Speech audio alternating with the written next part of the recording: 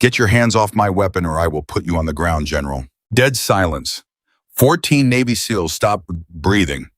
General Nathaniel Cross had just snatched the Barrett M82 from her hands, physically yanked it, and thrown it onto the table like garbage. This is not your range. This is not your mission. And you are not one of us. His face was 2 inches from hers. His finger jabbed her chest. Once. Twice. The room watched. Nobody moved. Nobody intervened. And Ava Reynolds stood there completely still, completely calm, and said, "Then let me shoot, and we'll settle exactly what I am." Before we go any further, if this is your first time here, hit that subscribe button and follow this story all the way to the end. And drop a comment telling me what city you are watching from. I want to see how far this story travels. The briefing had been running for 47 minutes when the door opened. It wasn't a loud entry. There was no dramatic pause, no theatrical push of heavy metal hinges. The door simply opened the way doors open 1,000 times a day on a forward operating base, cleanly without ceremony, and a woman walked in. She was compact, medium height. She moved the way certain people move when they have spent years learning how not to be noticed, not timid, not apologetic, but economical. Every step placed with the kind of quiet precision that doesn't announce itself. She wore standard-issue desert fatigues. No unit patch on the left shoulder. No rank visible anywhere on her collar. Her hair was pulled back so tightly it disappeared beneath her patrol cap. And her face was the kind of face that gave nothing away. She simply walked to the back corner of the room, chose a position against the wall, crossed her arms loosely at her chest, and waited. For exactly 3 seconds, nobody reacted. 3 seconds is a long time inside a classified joint mission briefing room on a forward operating base in Kandahar province, Afghanistan. 3 seconds is long enough for trained operators, men whose entire professional existence is built around situational awareness, around noticing everything to process something unusual. And then those 3 seconds ended. "Stop." General Nathaniel Cross said the word the way other men might clear a room with a gunshot. Flat, absolute, final. He was standing at the head of the briefing table, a laser pointer in his right hand, a satellite image of a Taliban logistics corridor frozen on the screen behind him, and he said that single word, and everything stopped. The murmuring, the shuffling of papers. The low hum of the ventilation system seemed to quiet itself out of respect. He looked at her, she looked at him. "Who are you?" he said. No warmth in it, no curiosity, just the essential demand of a man who had spent 31 years deciding who belonged in rooms like this, and who did not, and who had developed over those 31 years an almost supernatural ability to identify the difference in under 10 seconds. "Staff Sergeant Ava Reynolds," she said. Her voice was level, not loud, not soft. It filled the space it needed to fill, and nothing more. Cross held the moment.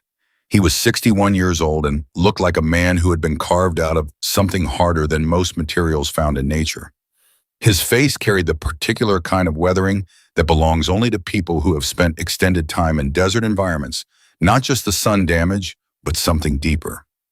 Something structural, as though the heat had slowly removed everything unnecessary from his features and left only the essential architecture of command.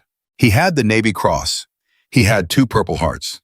He had led operations in 4 countries that would never appear in any public record. He was by any reasonable measure one of the most respected special operations commanders in the United States military. And he had never in 31 years had a woman walk into one of his Tier 1 briefings unannounced, without patch, without introduction, and tell him her name like that was sufficient explanation. "Reynolds," he said. The word came out like he was tasting it for poison. "What unit?" "I'm not at liberty to specify in an open briefing, sir." The room went very still. Master Chief Petty Officer Dennis Hargrove, who was sitting to Cross's left and who had served with him through 2 wars and a career's worth of classified operations, slowly set down the coffee cup he'd been holding. He did it carefully, like a man who senses something fragile in the air and doesn't want to be responsible for breaking it. Cross took 1 step around the head of the table. Just one. Enough to close the distance between himself and the point of conflict without actually crossing the room. "You're not at liberty," he repeated. "No, sir. This is a closed briefing. Tier 1. Do you understand what that means?" "Yes, sir." "Then you understand that you don't get to walk into this room, tell me your name, and then tell me You're not at liberty to explain yourself. I understand that, sir.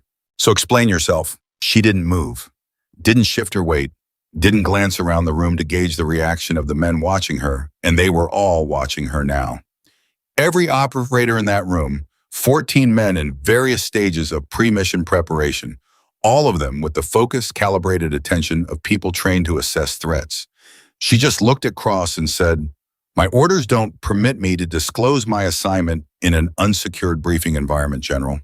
If you'd like, we can step outside." The silence that followed that sentence had a texture to it. It was the silence of a room full of men who had just watched someone decline to obey General Nathaniel Cross and had done so without raising their voice, without showing fear, without blinking. Petty Officer First Class Marcus Webb, who was 26 years old and had been a SEAL for 4 of them, and who considered himself reasonably good at reading situations, leaned approximately 2 millimeters toward the man beside him, Chief Petty Officer Dominic Rodriguez, and said barely audibly, "Did she just—" "Yeah," Rodriguez said. "That's yeah." Cross turned his head very slowly toward his aide, Lieutenant Commander Brian Sato, who was standing near the door with a tablet in his hands in an expression that suggested he would very much like to be somewhere else. "Sato," Cross said, "did you authorize this?" "Sir, I have a notification that came through approximately 20 minutes ago from SOCOM, but I wasn't able to 20 minutes ago." "Sir, the briefing was already in progress. I didn't—" "Sato." Cross's voice didn't rise. It compressed, which was somehow worse. "Tell me what the notification says." Sato looked at his tablet with the expression of a man reading a document he wishes he could unread. It says that Staff Sergeant Reynolds has been temporarily attached to this element for operational assessment purposes by order of Colonel James Whitfield, USASOC. The room changed. Not loudly, not dramatically, but something shifted in the atmosphere, the way pressure shifts before a storm, subtle, physical, unavoidable. Because Colonel James Whitfield, United States Army Special Operations Command, was a name that carried weight even in a room full of Navy SEALs. He was not a man who made casual assignments. He was not a man who paperwork shuffled soldiers into places as political favors or administrative accidents. But he was Army, and this was a Navy SEAL operation. And nobody in that room, not one person, could reconcile those two facts into something that made sense. Cross turned back to her. "Operational assessment," he said. "Yes, sir. You're here to be assessed. Or to assess, sir, depending on how things develop." Webb made a sound in the back of his throat that wasn't quite a laugh, but was its structural relative. Rodriguez put an elbow into his ribs before it could fully form. Cross walked back to the head of the table. He set the laser pointer down. He turned off the projector. He folded his hands in front of him and looked at Ava Reynolds with the specific expression of a man who has decided that a problem requires a different category of solution than he'd initially allocated. "Everyone else," he said, "take 15 outside."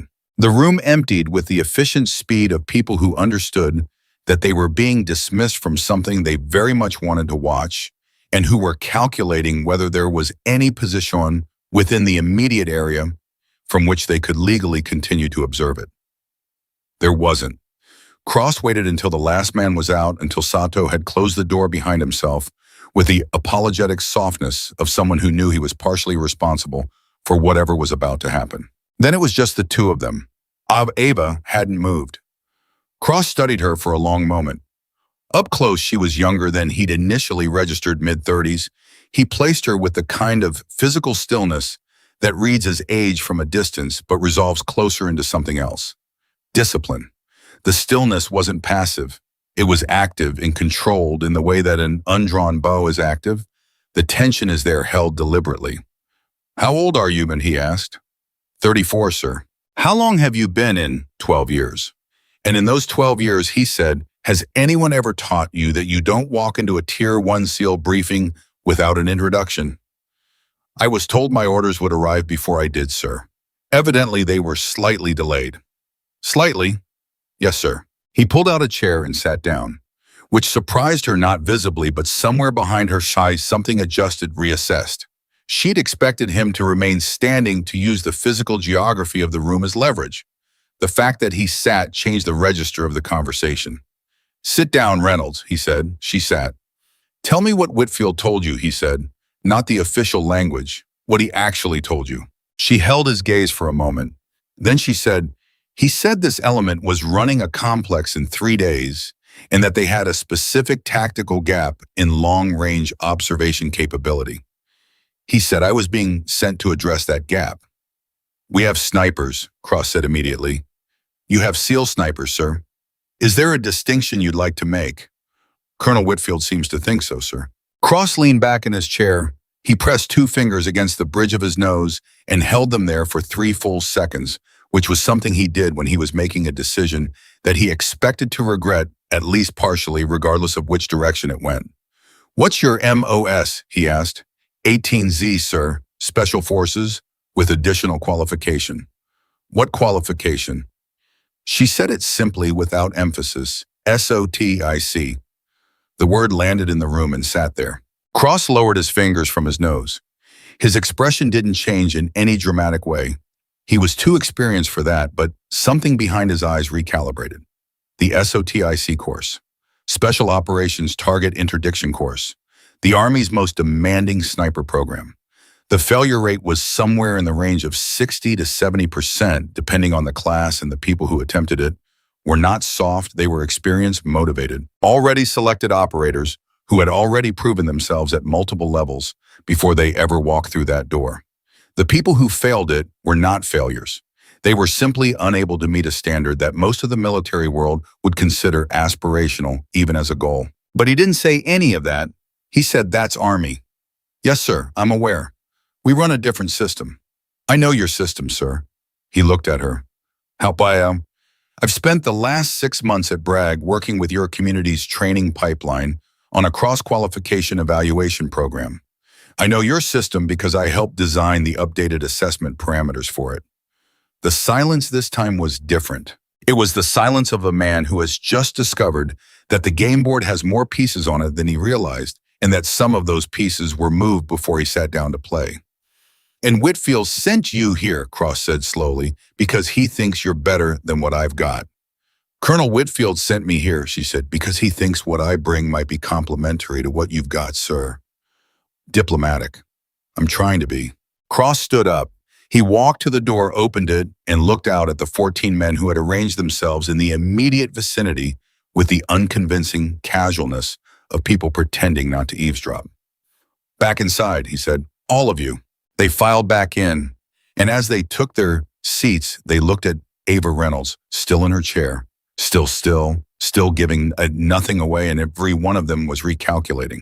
Not dramatically, not with any expression that broke their professional composure, but the math was happening behind their eyes the same way it had been happening behind Cross's.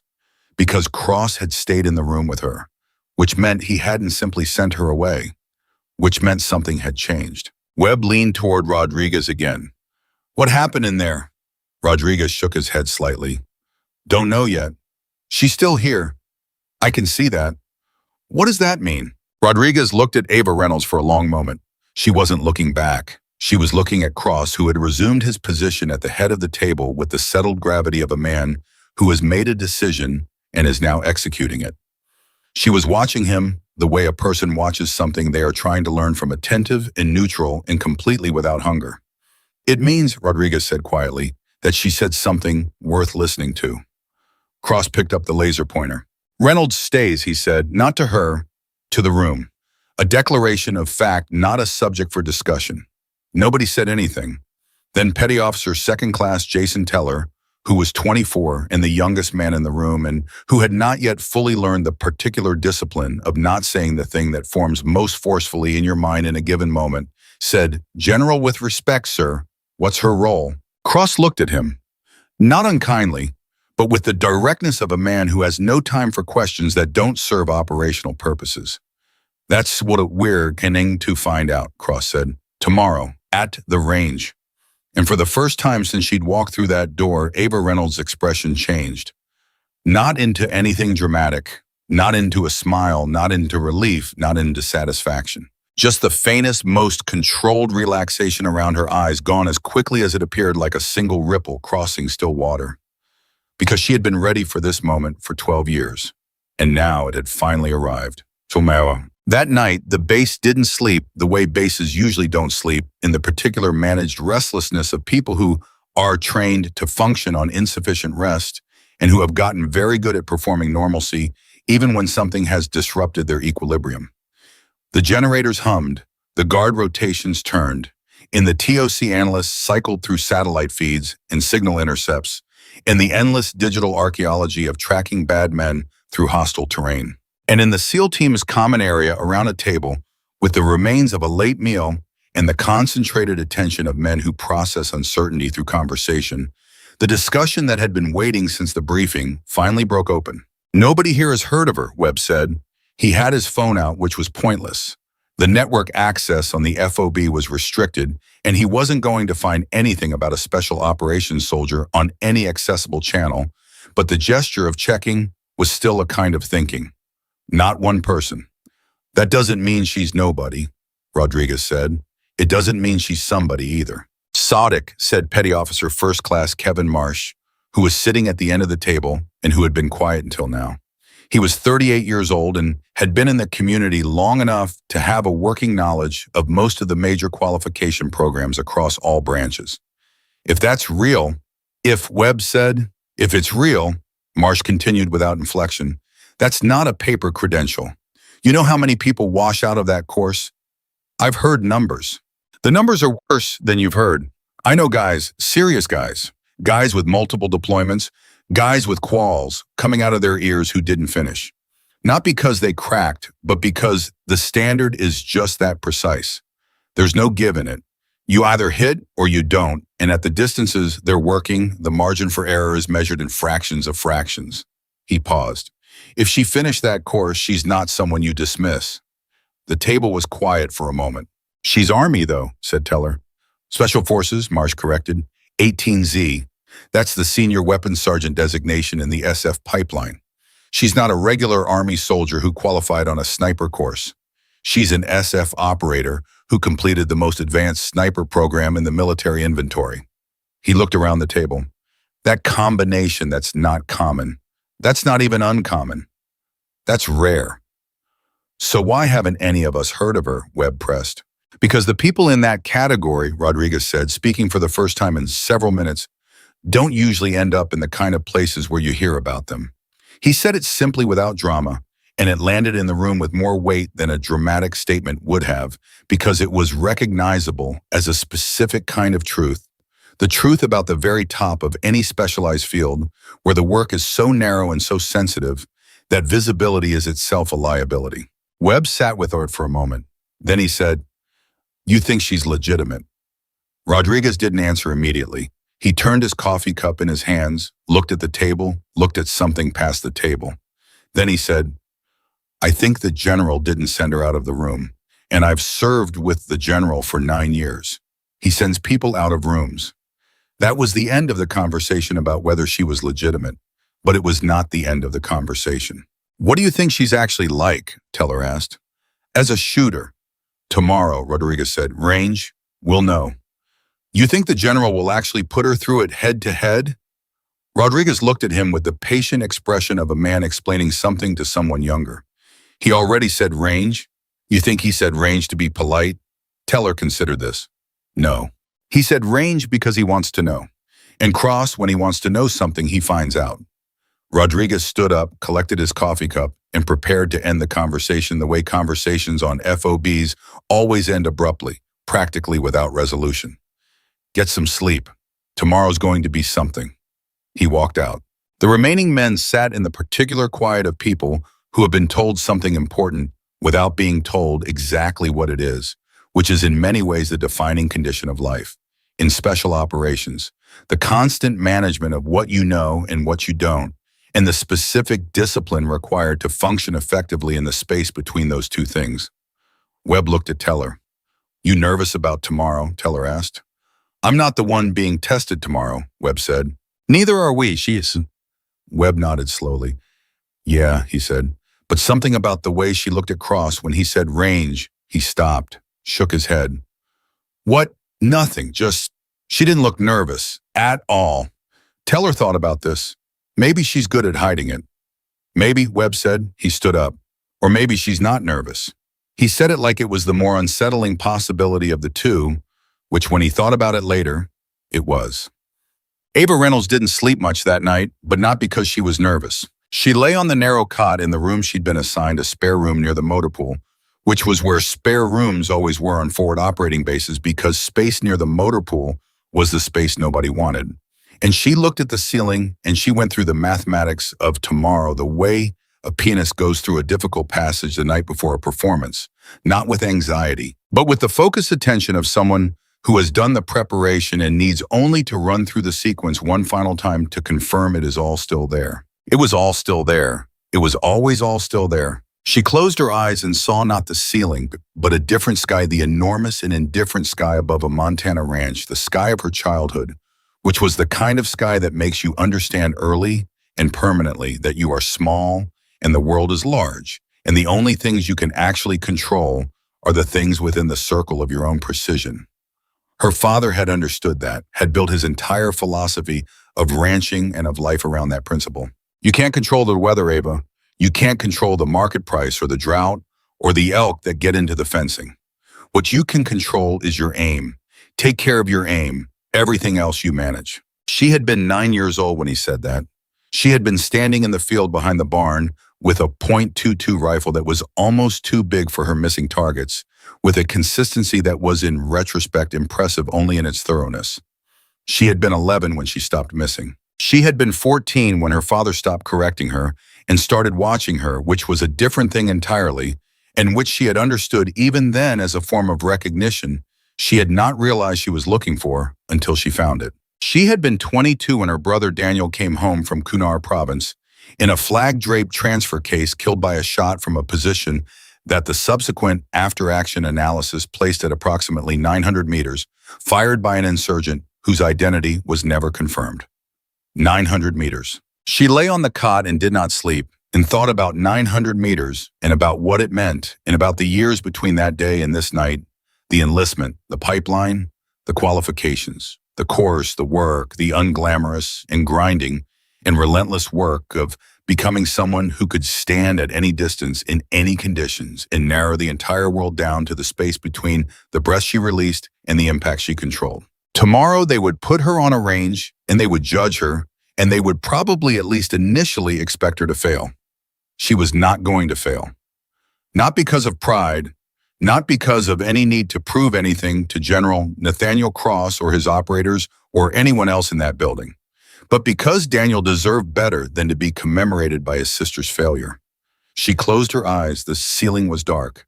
The generators hummed. Somewhere outside, a guard rotation was happening, and Staff Sergeant Ava Reynolds, 34 years old, SOTM, qualified 12 years in lay in the spare room near the motor pool on a forward operating base in Kandahar province, and did the only thing she knew how to do with certainty.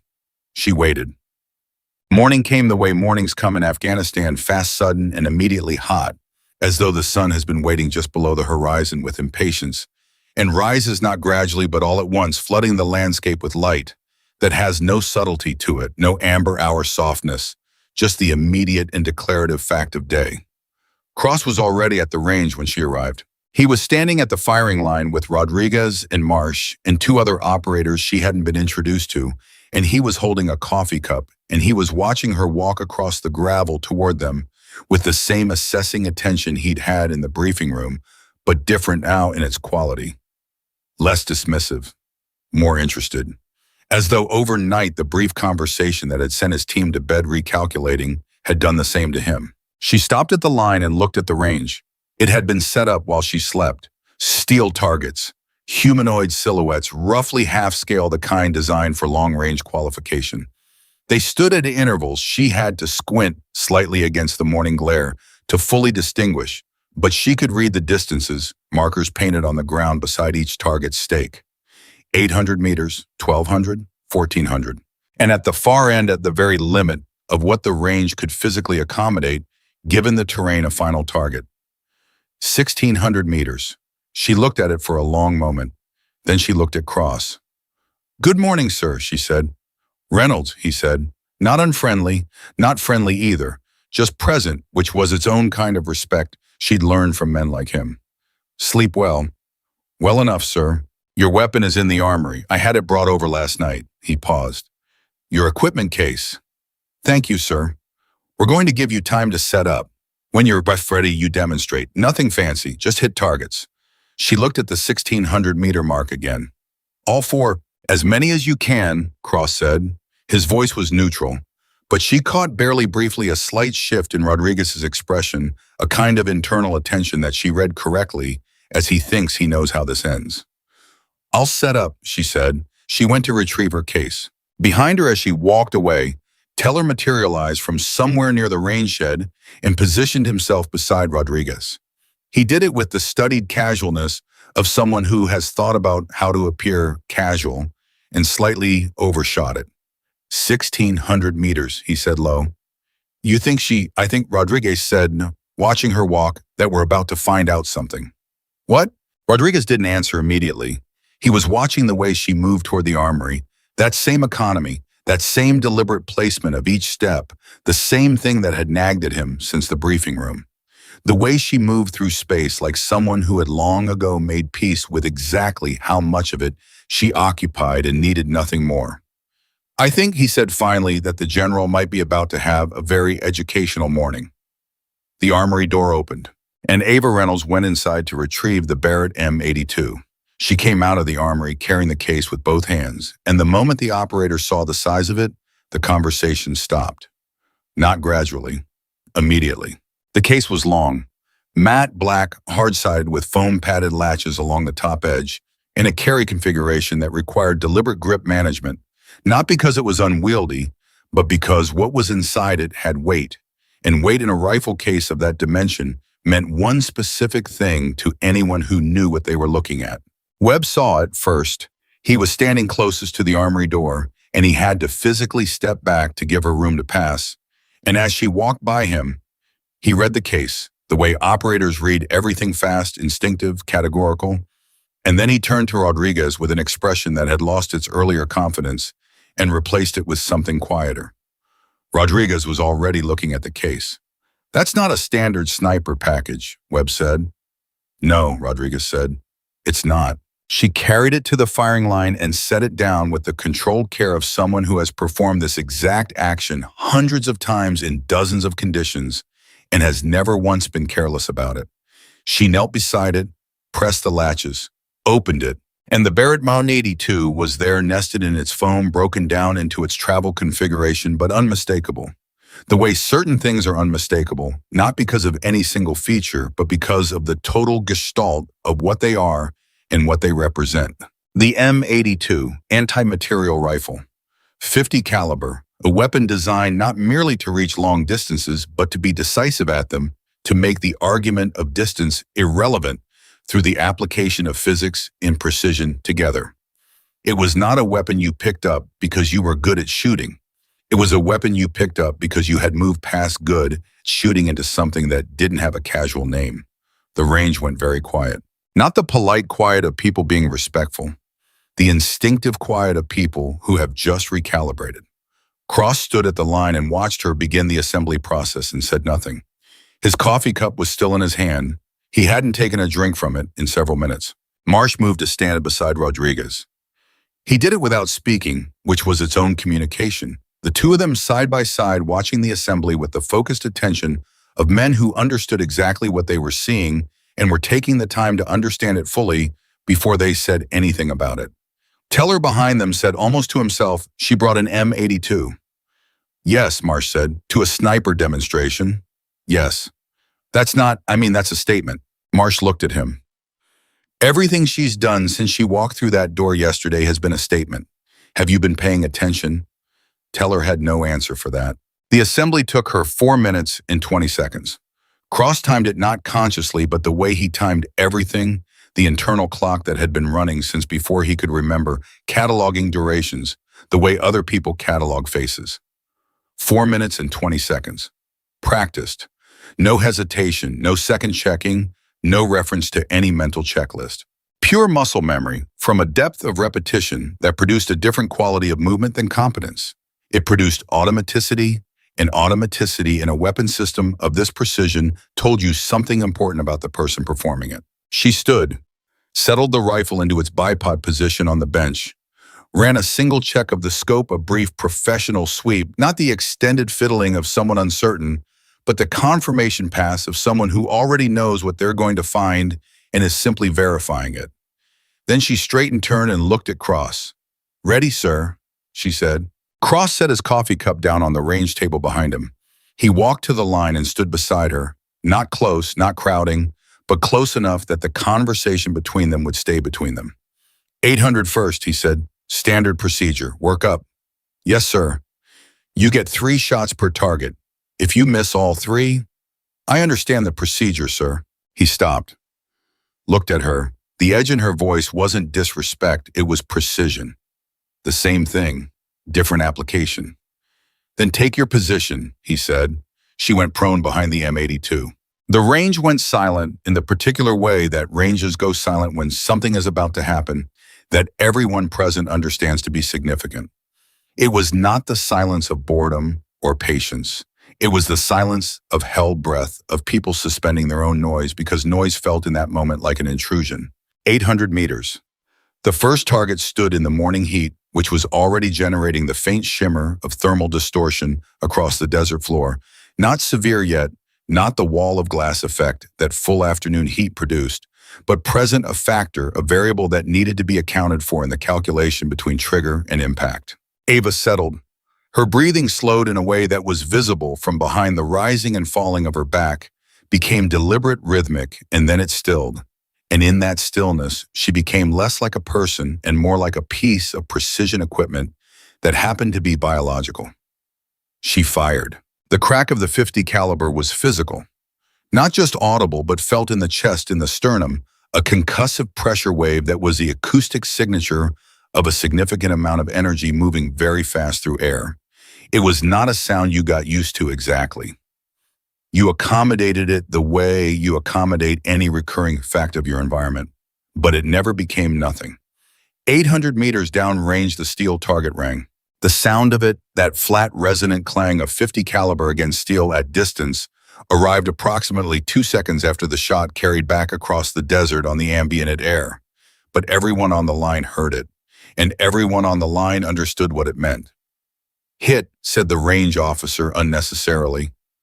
Nobody responded. They were watching Ava. She hadn't moved, hadn't lifted her head, hadn't shifted position, hadn't done any of the small celebratory or relieved things that most shooters do after a first hit on a new range and new conditions. She was still there, still behind the glass, already adjusting for the next shot, with the methodical calm of someone for whom a hit at 800 meters was not an achievement worth noting. It was simply the baseline, the floor, the beginning of the conversation, not the conversation itself. Webb looked at Rodriguez.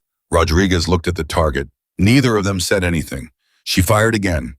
Hit. Same target. Tighter than required. She fired a third time.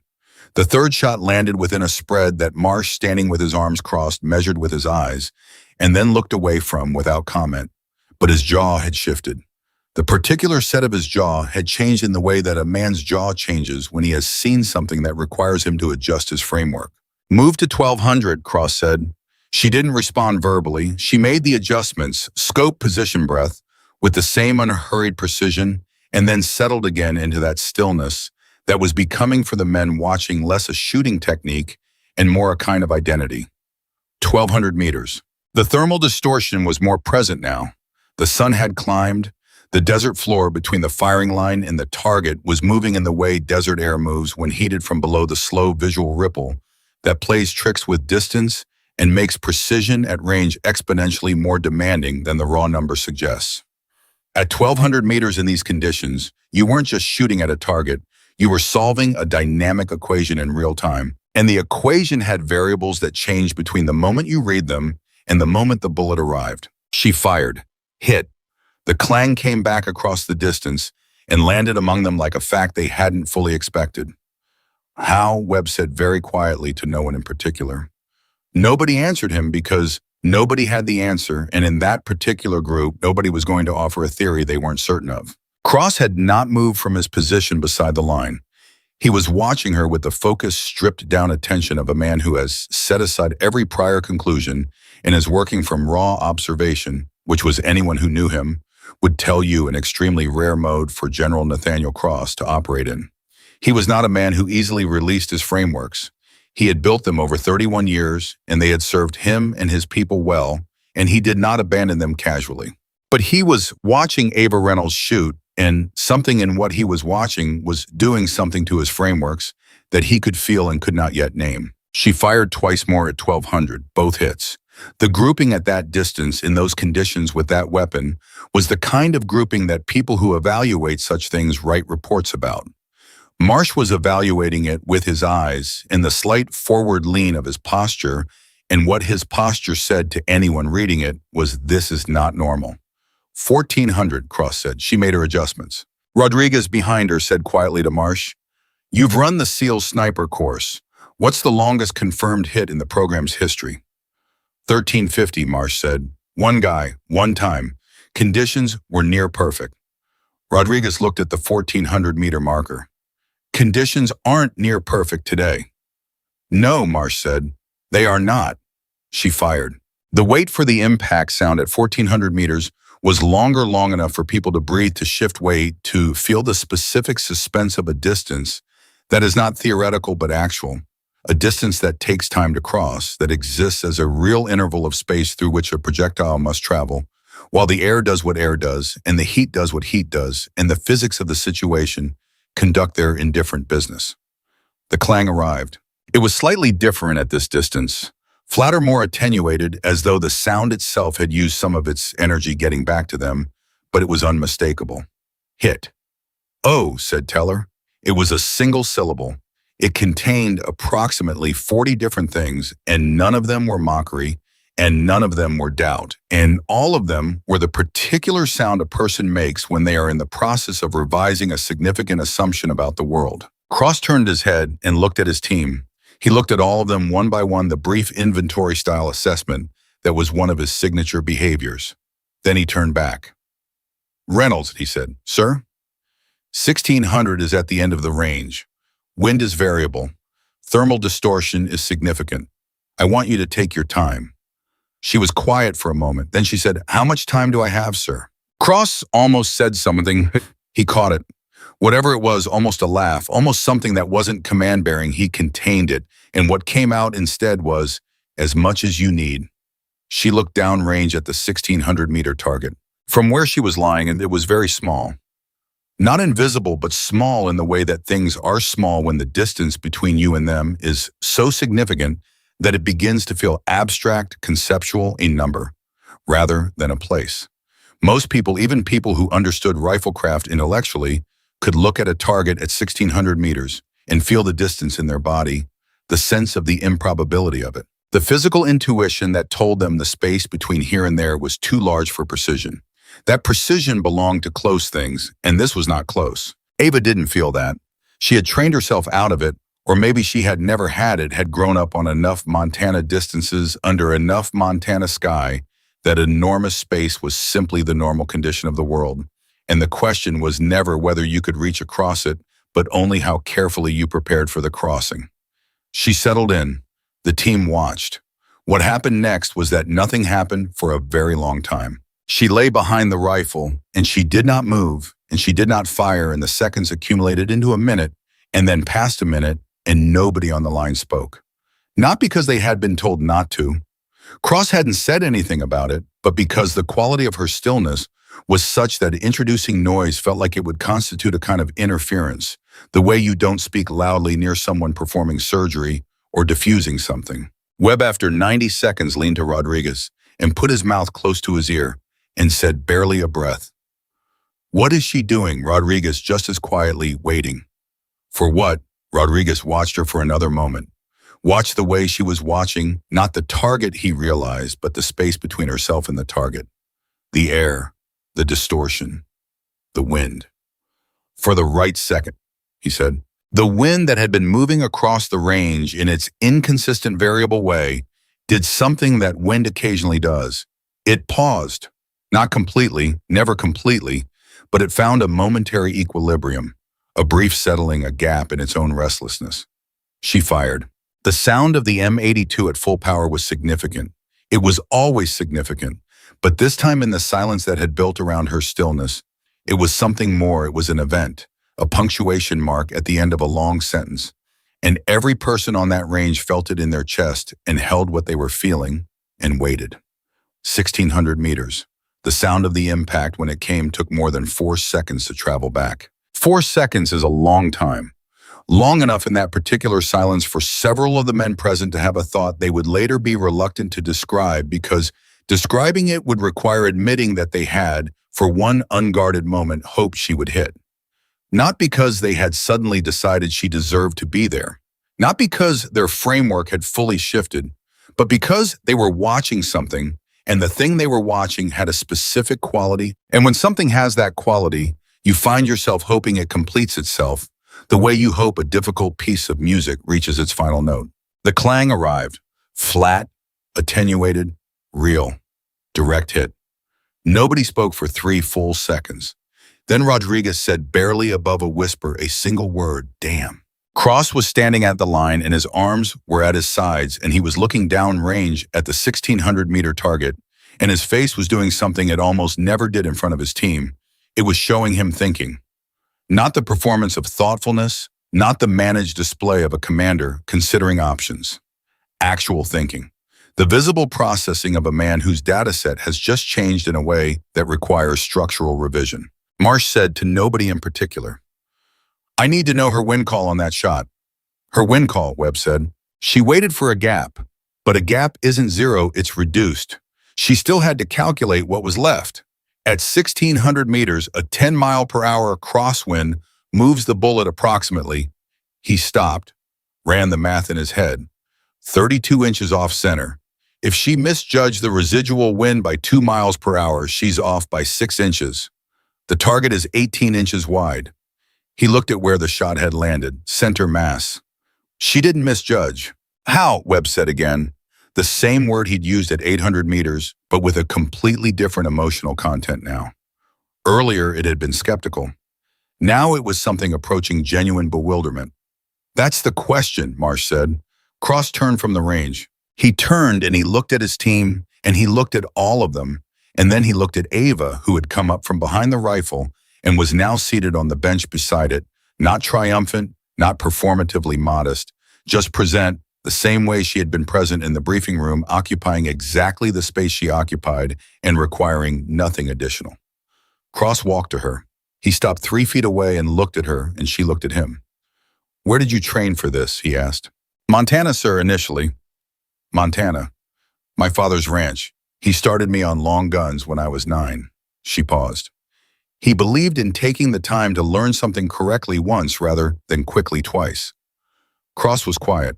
Something moved through his expression that was not quite an emotion, but was the outer edge of one, the visible border of something he was not yet prepared to name.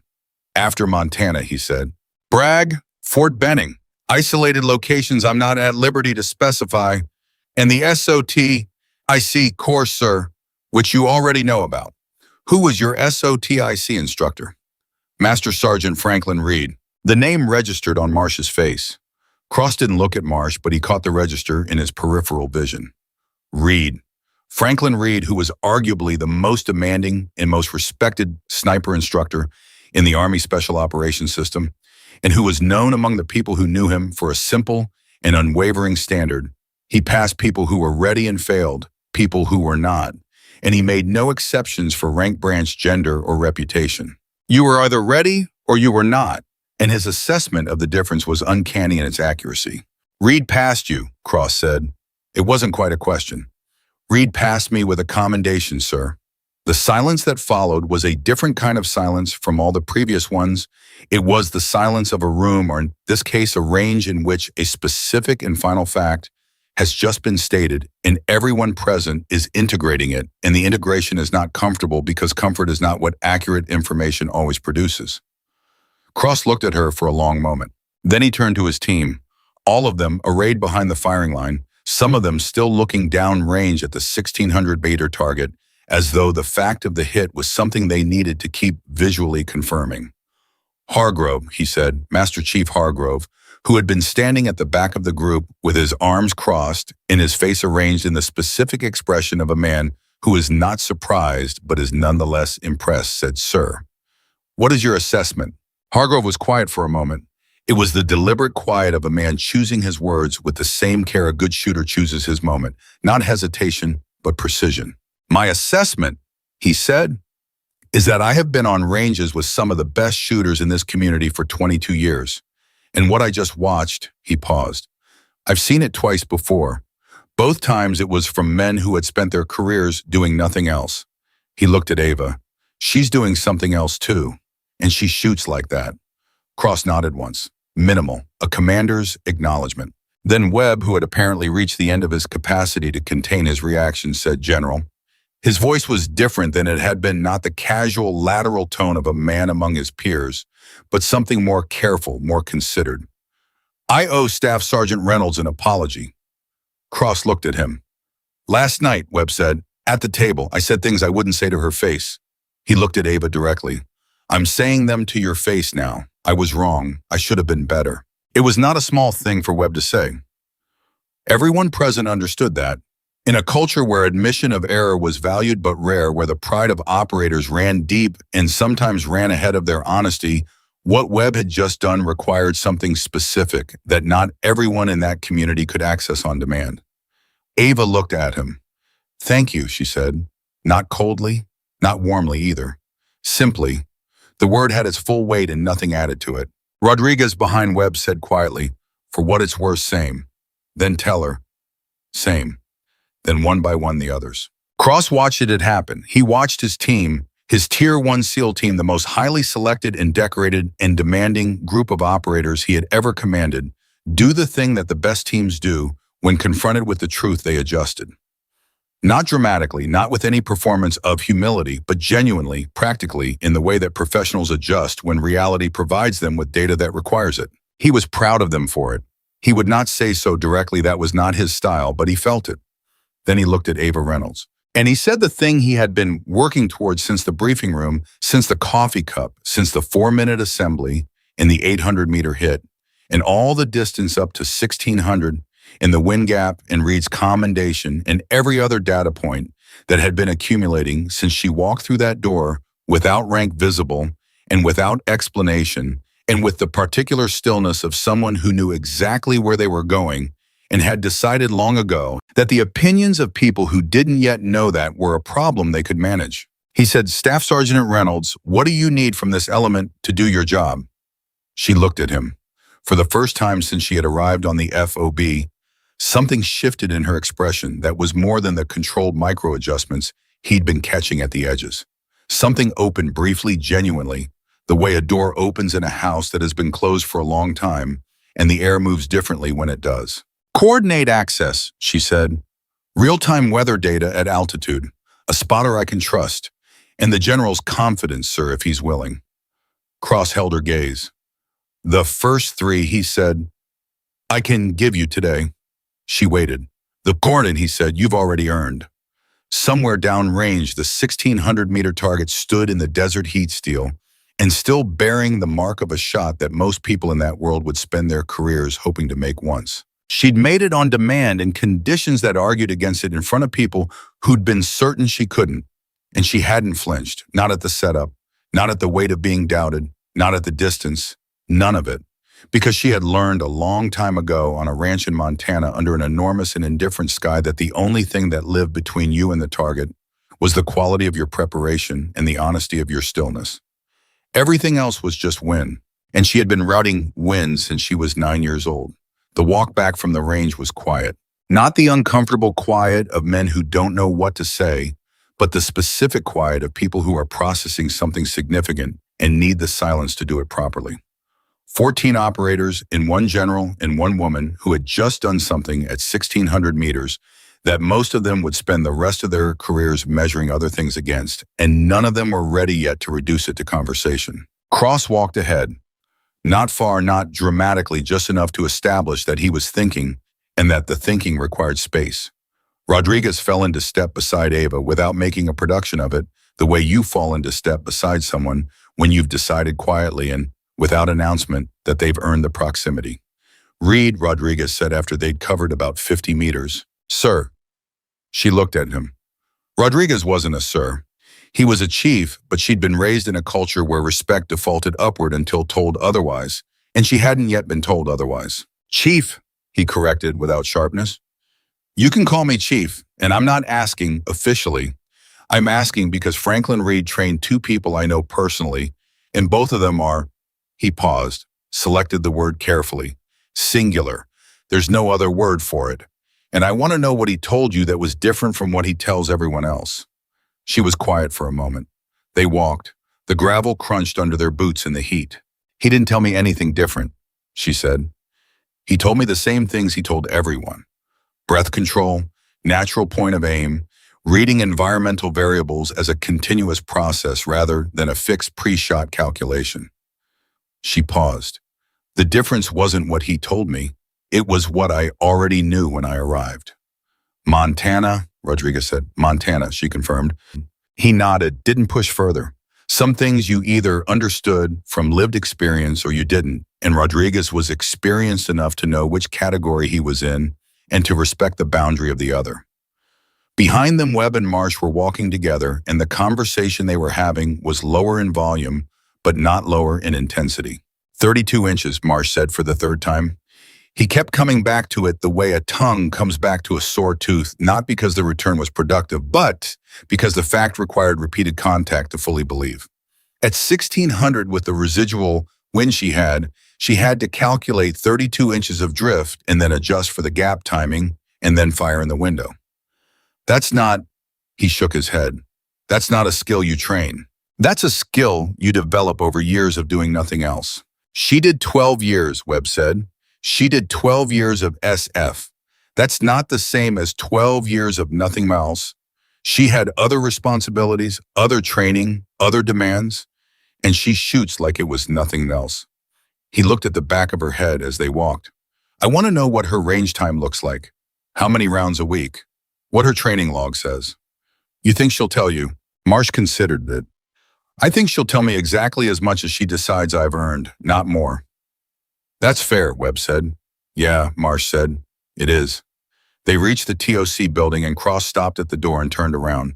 He looked at all of them. The inventory looked quick and total. Then he said, 1 hour, mission briefing, full detail. Reynolds, you're in. He looked at her directly. Not as a guest, as a member of this element. He went inside before anyone could respond. The team stood in the heat for a moment. Then Teller said to no one in particular, did the general just, yes, Rodriguez said. That was, yes. Okay, Teller said. He seemed to be working through several emotions simultaneously and had chosen to manage the traffic by reducing his vocabulary to single syllables. Okay. Ava looked at Rodriguez. Do I need anything specific for the mission briefing? Bring your brain, he said. That seems to be your best piece of equipment. It was the first thing anyone on the team had said to her that was unambiguously warm, and it landed in her chest in a way she didn't let show, but registered completely. I'll go clean the rifle first, she said. Good habit, Rodriguez said and walked inside. She stood for a moment alone in the heat. The sun was fully up now. The desert operating at its full thermal register, the air above the gravel doing its slow wavering dance. She looked at the case in her hands. The M82 broken back, down nested back in its foam patient, the way tools are patient, ready, always ready, waiting for the next time it was needed. She thought about Daniel. Not deliberately. She never thought about him deliberately. That was a door she opened only when she chose to. And she almost never chose to in operational environments. Because operational environments required the kind of clean, forward-facing attention that grief made difficult.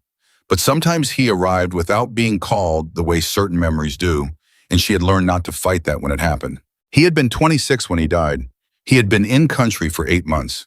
He had been, by every account she'd been able to find in the years since, an exceptional soldier respected by his team, trusted by his chain of command, the kind of person that the people who served with him described consistently and without apparent coordination, using the same word steady.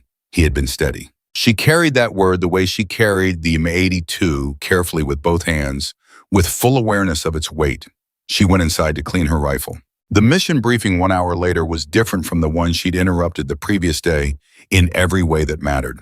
She had a seat at the table, not the back of the room, not a corner, a seat, with the team with her name on the position marker that Sato had placed with the slightly over-formal efficiency of an aide who was working hard to correct for yesterday's failures. Cross ran the briefing with the same precision he brought to everything, which was the precision of a man who had spent 3 decades learning that imprecision in planning, produced imprecision in execution, and imprecision in execution produced casualties. And he had seen enough casualties to have strong feelings about imprecision. The target was a Taliban logistics facilitator operating out of a compound in Helmand province. His name was Khalid Nasrallah. He was mid-level in the network's hierarchy, not the top, not the bottom, but a critical node, the kind of operational connector whose removal didn't end the network, but degraded it significantly and bought time for the next phase of action. He moved regularly, kept irregular schedules, and had survived 3 previous interdiction attempts by a combination of good intelligence and the specific bad luck of the operations trying to reach him. The compound sat in the valley, high ground on 3 sides, 2 exits, both of which were observed. A pattern of life analysis suggested he was present between 0200 and 0600 local, which meant the operation window was narrow, and the movement to get in position had to happen before midnight. The problem, Cross said, putting a laser pointer on the satellite image, is overwatch. The high ground here, he indicated a ridge, is the natural observation point, but it's also the obvious one, which means it's watched. The approach to get a shooter on that ridge without being observed requires coming in from the north face, which adds approximately 4 kilometers to the movement, and requires crossing terrain that is, he paused, challenging. At night, he looked at Ava. What's the distance from the north face approach point to a viable firing position on the ridge, he asked. She had been studying the image since he put it up. She'd been doing the geometry in her head, the way she did everything quietly without running the numbers through the part of her brain that had been doing this for so long. It felt less like calculation and more like intuition, though she knew the intuition was just calculation that had internalized. Depends on the firing position definition, she said. If we're talking optimal, a position with full line of sight to the compound's primary access point, and the secondary exit you're looking at roughly 700 meters from the compound. But the north face approach puts you in position about 1 kilometer back from there, and the terrain between is, she looked at the image. What's the elevation change? Sato pulled up a topographic overlay. She studied it for 4 seconds. 60 meters of elevation gain over that final kilometer. Moving quiet at night with gear that's 90 minutes minimum. Probably closer to 2 hours if the ground is what this topo suggests. The room was quiet for a moment. Hargrove said, she's right on the timing. Cross looked at Hargrove. I ran a similar approach last year. Different valley, comparable terrain. 2 hours is accurate if you're moving correctly. He paused. Moving correctly meaning slow enough not to be heard. Cross nodded, returned to Ava. The window opens at 0200. If you insert at 2200 and need 2 hours to reach position, I'd be on the ridge at midnight, 2 hours of observation time before the window opens. That's workable. She paused. I'd need the weather data for the valley at elevation and a spotter who knows how to move in that terrain. Rodriguez, Cross said immediately. Not a question. Rodriguez from his seat said, I'm in. Ava looked at him. She registered something, not surprise, but the particular quality of attention that comes when someone does something that recalibrates your assessment of them. Rodriguez had just volunteered to move through 2 hours of challenging night terrain to act as spotter for an Army SF shooter he'd met less than 24 hours ago. That was not a small thing. That was the kind of thing that told you something essential about a person's character, that they were capable of setting aside the categories they'd been raised in professionally and making decisions based on what was actually in front of them. Thank you, Chief, she said. Don't thank me yet, he said. I haven't seen the terrain up close. There was a moment of low laughter from around the table, brief, genuine, the kind that breaks tension without dismissing it. Cross let it settle and then continued. He walked through the rest of the elements, positioning the exfil plan, the contingencies for each of the 3 most likely ways the operation could go sideways. He was thorough in the way that came from having lived through the consequences of incompleteness, and the team followed with the alert, absorptive attention of people who understood that every detail in this room was a potential life or death variable downrange. Ava absorbed everything. She had a small notebook, a physical one-paper, which she knew was slightly anachronistic in an environment saturated with digital systems, but which she preferred for the specific reason that writing things by hand embedded them differently than typing. And she made notes that were minimal and coded more trigger words than records, because the actual information was going into the part of her mind that held operational data and held it reliably. Toward the end of this briefing, Cross said questions. It was not quite an invitation, it was more a formality. The standard close of a briefing that was asking the room to either surface what it needed to surface or accept that the plan was complete. Usually at this point, the questions were logistical. Gear specifics, comms frequencies, exfil timing.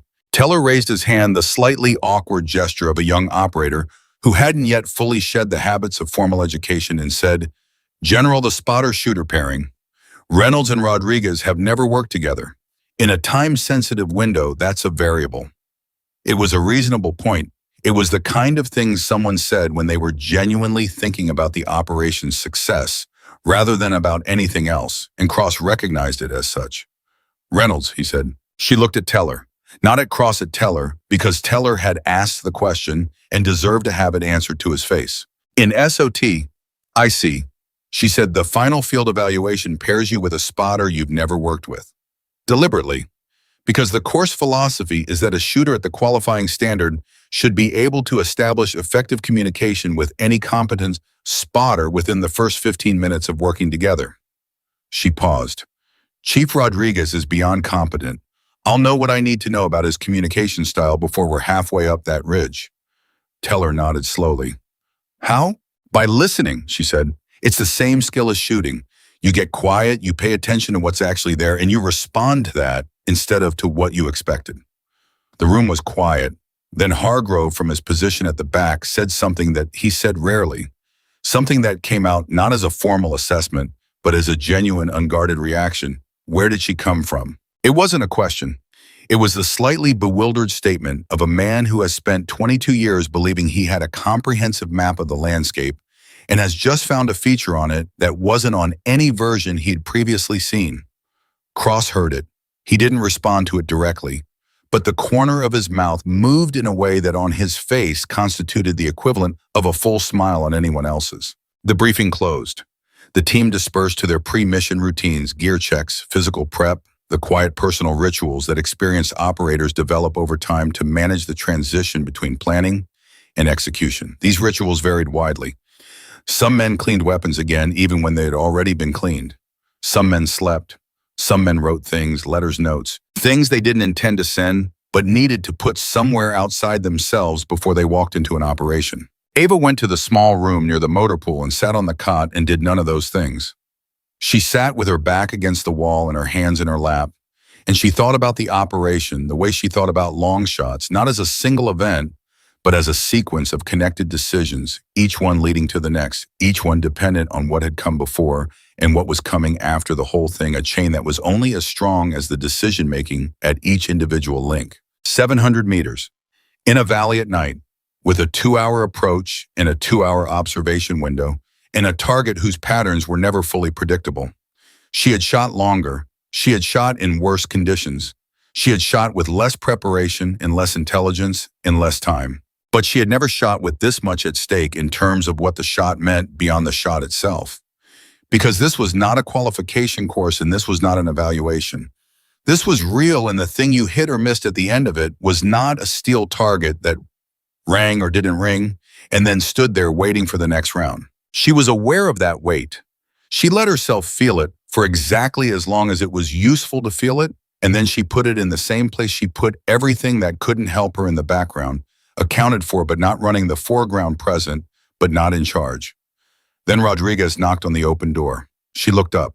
He was standing in the doorway with 2 cups of coffee, holding one out toward her, with the straightforward generosity of someone who has decided to skip the intermediate steps of social calibration and simply be direct.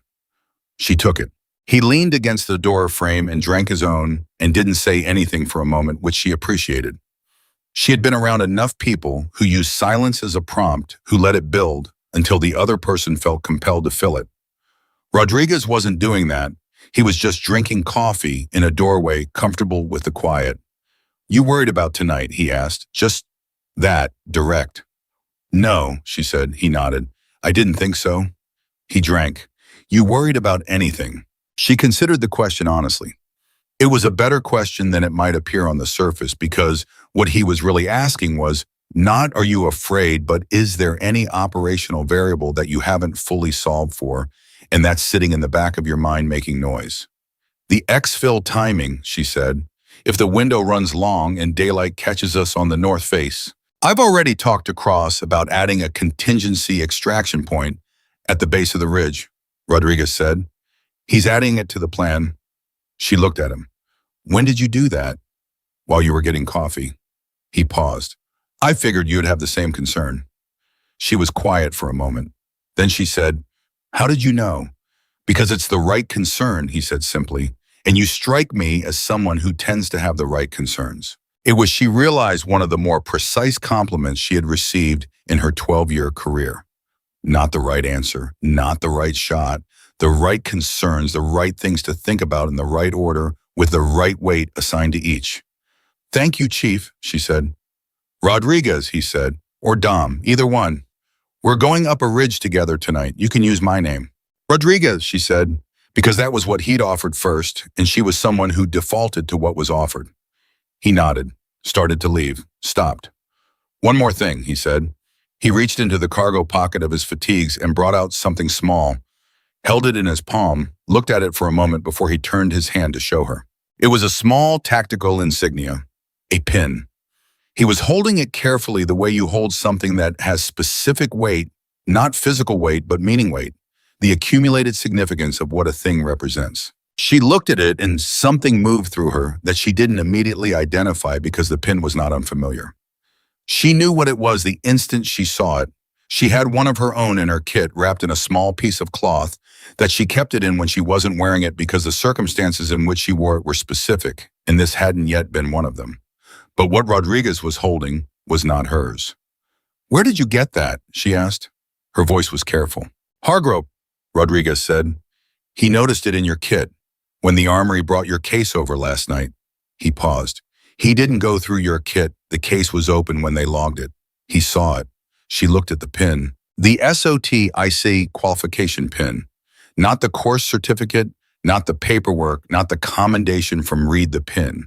The small, specific physical thing that you received at the end of the course when they told you that you had met the standard. It was not worn commonly. It was not displayed. Most people who had it kept it exactly the way she kept it wrapped in something in a kit private. Not from shame, but from the particular relationship that serious practitioners have with their serious credentials. They know what the credential means, and they don't need anyone else to see it for it to be real. Why is Hargrove holding it? She asked. He's not holding it, Rodriguez said. I am, and I'm showing it to you because he stopped, chose his words with the same care he used for everything.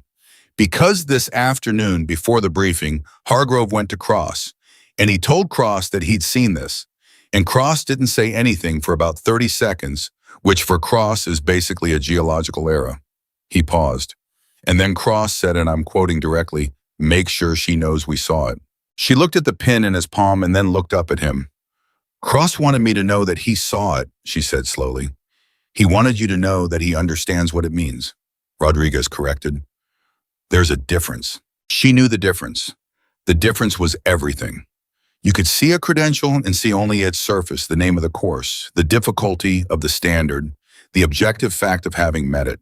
Or you could see what it represented in terms of the life it took to get there, the years, the losses, the specific impersonal fire that a person walked into and was shaped by and came out of carrying something that couldn't be faked or shortcut or achieved by anything other than being exactly who you needed to be and doing exactly what needed to be done. Cross had seen the second thing. She took the pin from Rodriguez's palm, turned it over once in her fingers, looked at it in the way you look at something that has been with you long enough to become part of your definition of yourself.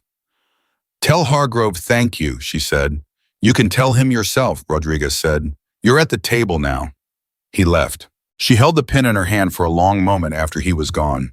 Then she set it on the cot beside her and looked at it, and she thought about the morning she'd received it, the end of the course.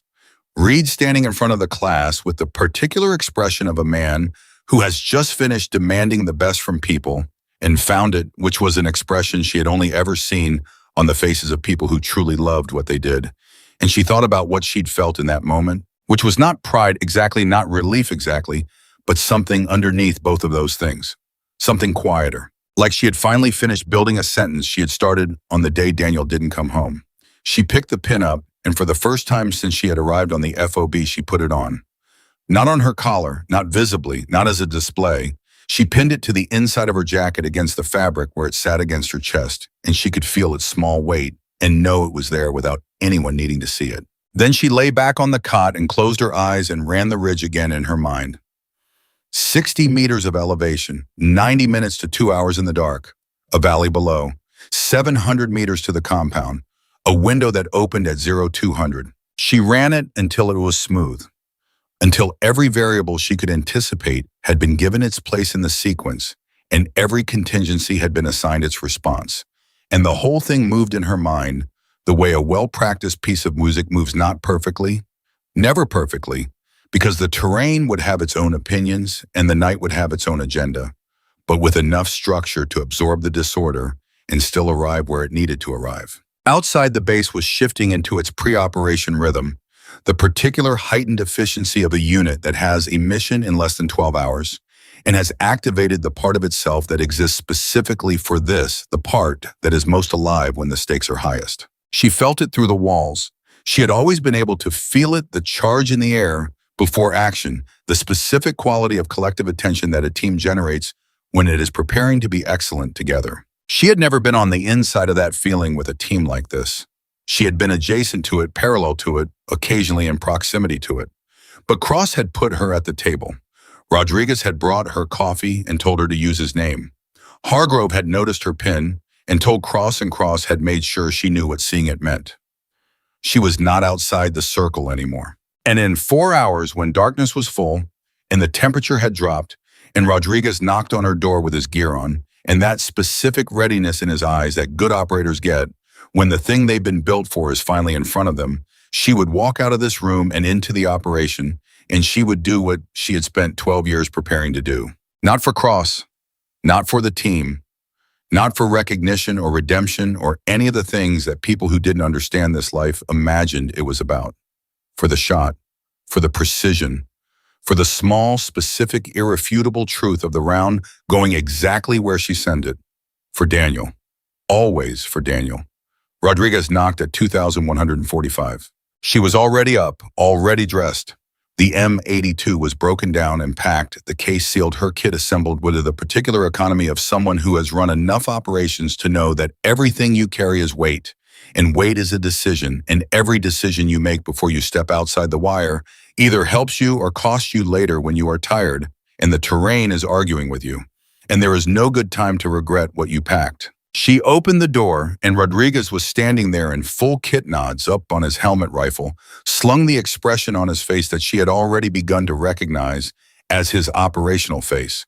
Not different from his regular face in any dramatic way, but quieter, more concentrated, the way a lens looks different when it's actually focused on something versus when it's just pointing in a direction. He looked at her kit, one sweet professional assessing. "Good one," he said, "just that." "How's the team?" she asked. "In position. We move in 10. Cross wants a radio check before we step off." She picked up the case. "Then let's not waste the 10. They moved through this FOB toward the staging area, and the base at this hour had the specific quality of a place operating in 2 registers simultaneously, the visible surface of normalcy, generators running, guards posted, the administrative machinery of a military installation, cycling through its routines, and underneath that, invisible to anyone not part of it, the coiled readiness of a team that was 40 minutes from stepping outside the wire into the dark. Cross was at the staging area with Hargrove and Sato. The rest of the element was arrayed around them in the organized, unhurried way of people who have done this enough times that the pre-mission ritual has become as natural as breathing. Gear checked, comms tested, contingencies, confirmed, the whole structure of preparation completed, and now simply being held, waiting for the moment to move. Cross looked at Ava when she arrived, not the assessing look of the briefing room or the range. Something more direct than that, something that had the quality of a commander looking at a member of his element before a mission, seeing them not as a problem to be solved or a capability to be evaluated, but as a person who is about to go into something dangerous and who he is in some functional sense responsible for. Reynolds, he said. Sir, Rodriguez will be on your left at all times on the approach. If the terrain forces a split, you maintain radio contact every 4 minutes. If contact breaks for more than 8 minutes, you pull back to the contingency extraction point and wait. He paused. That's not a suggestion. Understood, sir. Your window is 0200 to 0530. If the target doesn't present in that window, we extract clean, she said. No improvisation. Cross looked at her for a moment. Who told you that's my rule? Nobody, sir. It's my rule, too. Something moved in his expression. Brief, then radio check. Sato ran the check. All elements confirmed. The night was clear, which was both an advantage and a complication. Clear nights in the Afghan desert meant better visibility for movement, better conditions for shooting, and also better conditions for being seen by anyone who was looking. The nods helped. Discipline helped more. At 2200, Cross said, move out, and they moved. The first kilometer was relatively straightforward, flat approach terrain, the kind that your body manages without significant complaint, where you can establish your pace and your breathing and your noise discipline and get into the rhythm of night movement before the terrain starts making demands. Rodriguez set the pace and she matched it, and within the first 10 minutes, she understood something about him that she hadn't been able to read from a table or a range. He moved well. Not just competently, but with the organic efficiency of someone for whom outdoor movement at night with weight was a deeply ingrained physical vocabulary. His steps were placed, not random. His pace varied with the terrain in the automatic way of someone whose body had learned the calculus of movement across irregular ground. She filed that away. Good spotter, moves well, will not be a problem on the approach. They didn't talk. This wasn't an agreement they'd made explicitly. It was just the natural outcome of two people who understood noise discipline, operating in an environment that required it. The communication that happened was physical, small directional gestures, a raised fist for pause, an open hand for slow, a single finger pointed for obstacle. The language of people who have learned to coordinate without words. At the 40-minute mark, the terrain changed. The north face of the ridge began to assert itself, and the flat approach became something else. A climb steep enough to change the breathing calculus, rocky enough to require foot placement attention, long enough that the weight she was carrying started having opinions about the proceedings. The M82 case across her back added its argument to every step. She managed it. She had managed worse. Montana winters had given her a physical baseline that most people who'd grown up in flat, temperate places didn't have the specific endurance of someone who learned early that the land does not accommodate you, and that accommodation flows in one direction only. Rodriguez paused at a rock outcropping and turned, checked her position, confirmed she was close, and made the 4-minute radio call in a voice so low it was barely above a breath. Element 2, checkpoint Alpha, on schedule, out. Cross's voice came back just as quietly. Copy, continue. They continued. At the 90-minute mark, they were 2/3 up the ridge, and the exertion had settled into the particular managed discomfort of sustained physical effort in cold air. The body had made its adjustments, found its steady state, and was now simply executing. Her mind had cleared in the way it always cleared when her body was working hard. The cognitive noise that accumulated during planning and waiting and interpersonal friction burned off in the metabolic demand of movement. And what was left was clean, specific attention to exactly what was in front of her. She was thinking about the shot. Not obsessively, not in the anxious, repetitive way of someone trying to pre-solve an unsolvable problem, but in the way a musician thinks about a difficult passage on the walk to the performance, holding it lightly, letting the preparation do its work, trusting that when the moment arrived, the sequence would be there. Rodriguez stopped. She stopped instantly, 2 paces behind him. He held up a fist. She held. He was listening. She could see it in the quality of his stillness, the slight tilt of his head, the way his weight had settled back onto his heels, slightly redistributing to reduce foot noise. 30 seconds.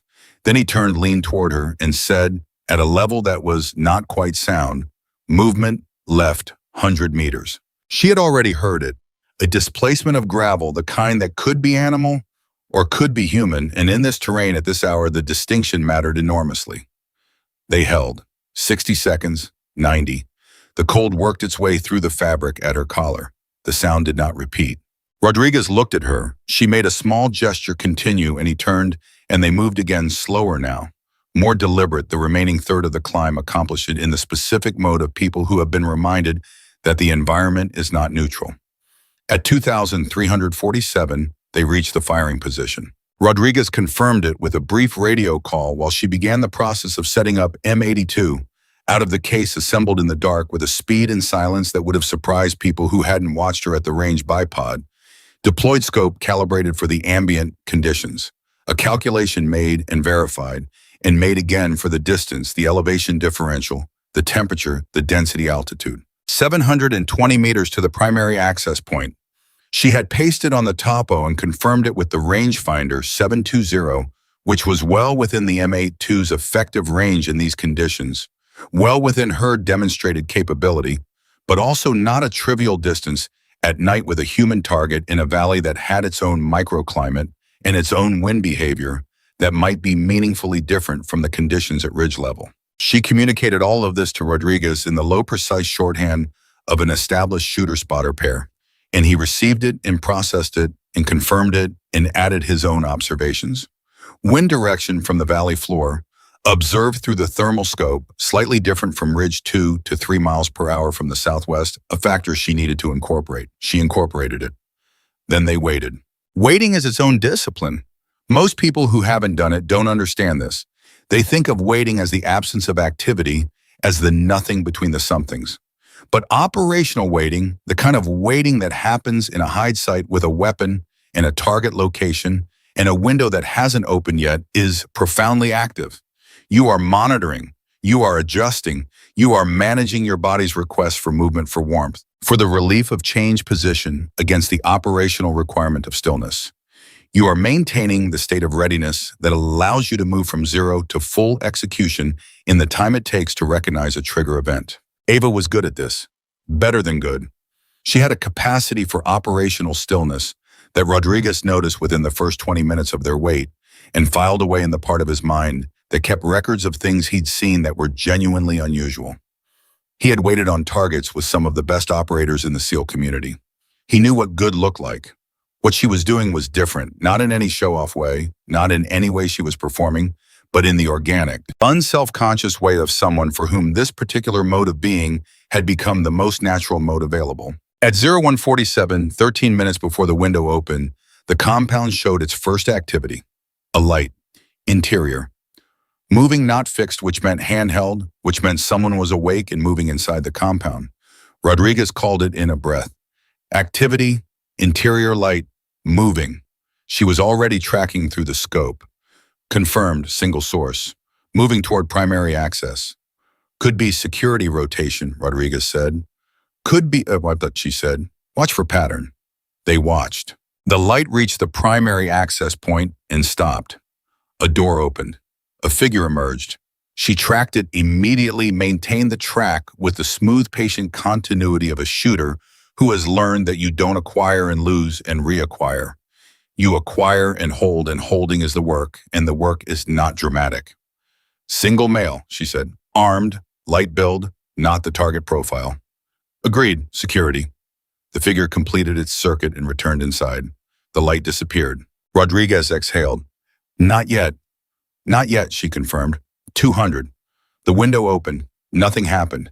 This was the part that movies never showed, the way an operation could be perfectly planned and perfectly positioned and perfectly ready, and then simply have to wait because the target was a human being with autonomous behavior and not a scheduled event, and human beings with autonomous behavior didn't always coordinate with operational windows. 215. Nothing. 216. Rodriguez shifted his weight slightly, the first movement either of them had made in 43 minutes, and she felt rather than saw it and understood it not as impatience, but as the body's necessary management of sustained cold and static position. You doing okay? She asked barely above a breath. Fine, he said. You fine. 247. The compound moved again. Not a light this time. A door, the primary access point opening without the preliminary interior light that had preceded the security rotation earlier.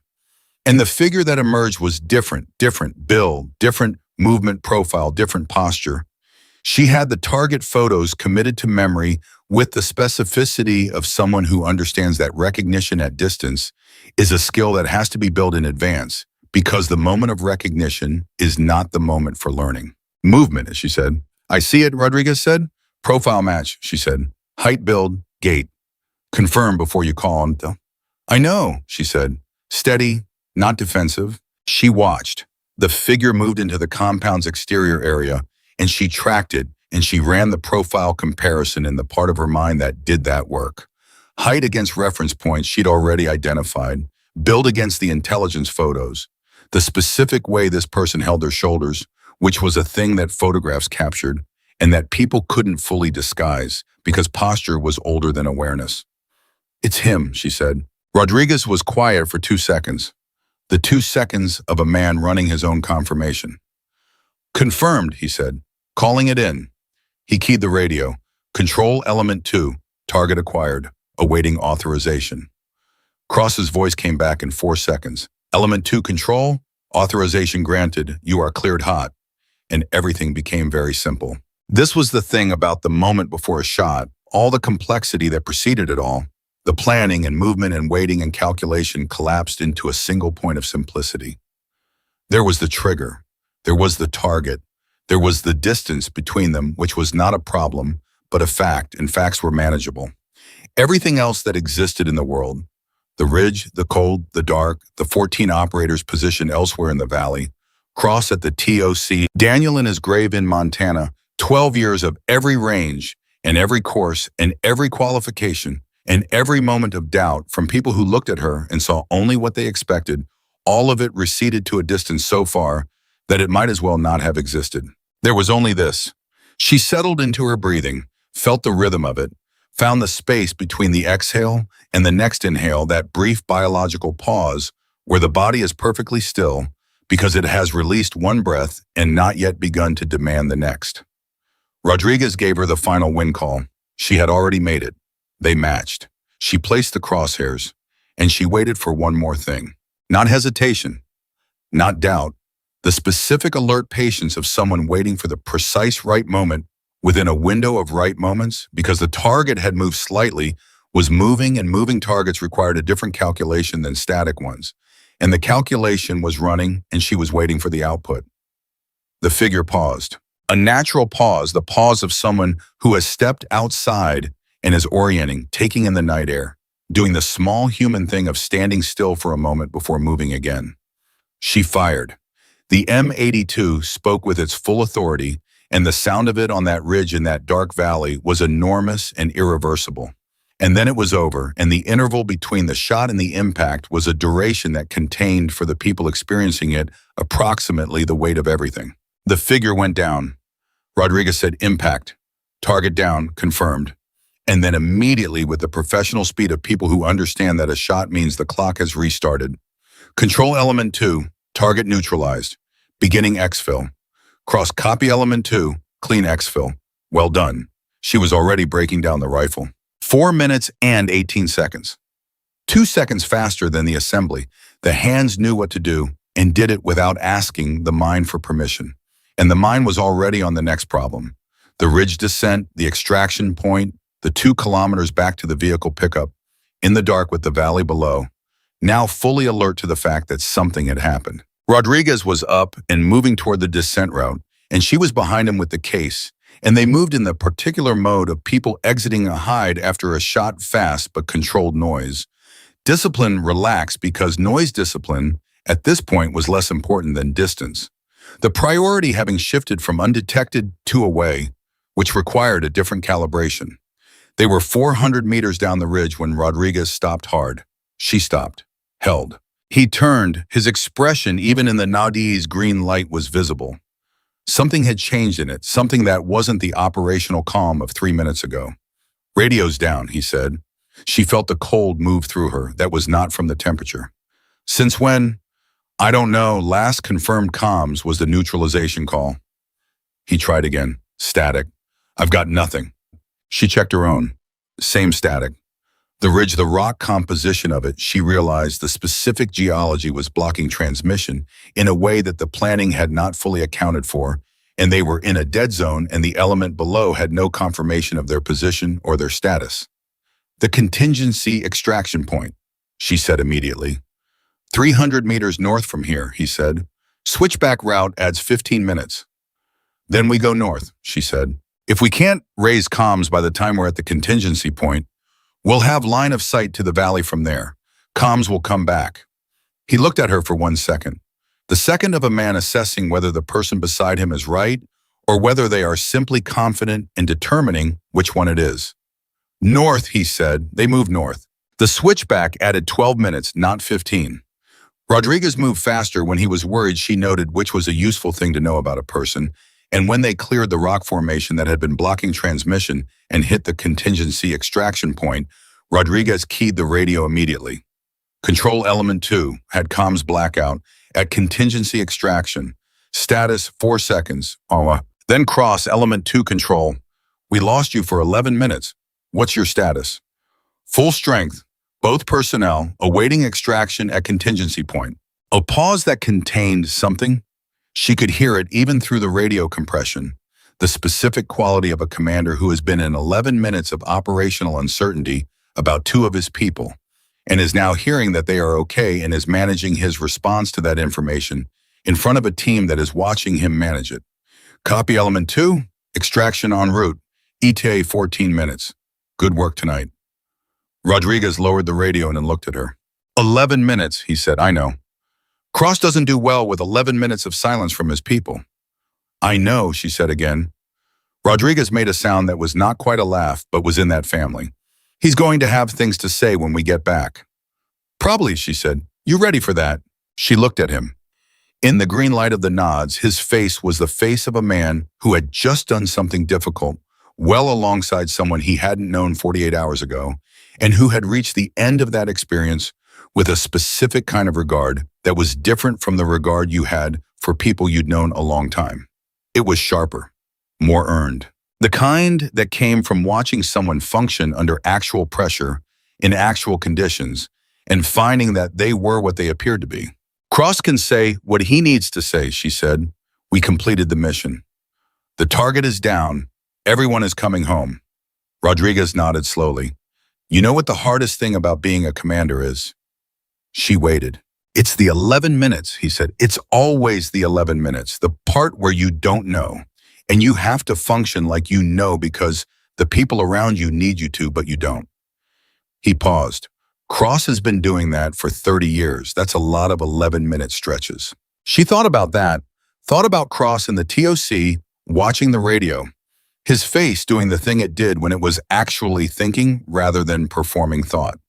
The man who had grabbed her arm and pointed her toward the door and called her irrelevant, and who had also 11 minutes ago sat in silence, not knowing if she was alive and managed that silence with the discipline of 30 years. People were complicated. She had always known this, and knowing it had not always made it easier to navigate.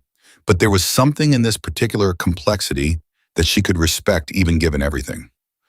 I know, she said. I do know. The extraction vehicle appeared 14 minutes later, exactly when Cross had said it would, moving without lights across the valley floor to the contingency point, and when it stopped, Rodriguez opened the door and she got in, and the door closed, and they were moving, and the ridge above them receded into the dark behind the vehicle. She held the M82 case across her knees in the vehicle and looked at the dark rushing past and felt the specific exhaustion of a completed operation. Not physical exhaustion only, but the decompression of every system that had been running at full capacity for the past several hours. The gradual release of the sustained tension that operational readiness required. Rodriguez beside her said nothing for the first 5 minutes of the drive. Then he said, You know what I'm going to tell Cross when we get back? What? That you were exactly what you said you were. He paused. Nothing more, nothing less. She turned to look at him. That's all any of us can be. She said. Yeah, Rodriguez said, but not all of us are. The vehicle moved through the dark toward the FOB, and somewhere in the valley behind them, the compound was fully activated now. Lights and movement and the organized response of people who had just experienced something irreversible. And none of that touched the inside of the vehicle where two operators sat with the particular settled quality of people who had done the thing they went out to do and were coming back whole. At the gate, Cross was waiting. Not inside, not at the TOC. At the gate itself, which was not standard, commanders did not wait at gates. They received reports in command spaces. They maintained the physical and psychological position of people who are above the operational detail. But Cross was at the gate standing with his hands at his sides and Hargrove beside him.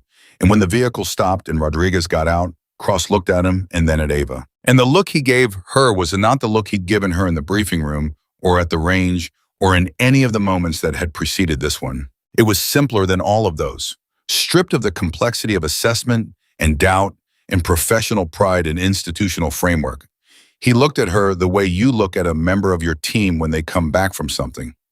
"Reynolds," he said. "Sir," she said. "Good shooting." 3 words, 2 syllables each.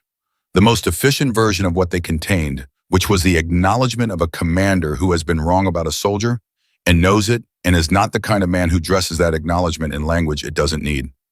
She held his gaze. "Thank you, sir," she said. And that was enough. That was exactly enough. The debrief happened at 06:30. Cross ran it the way he ran everything methodically without wasted language, moving through the sequence of the operation from insertion to extraction with the focused attention of a man who understood that the after action was not a formality, but the mechanism by which an organization learned from what it had just done, incorporated that learning and became marginally better at the thing it existed to do. Every variable was examined.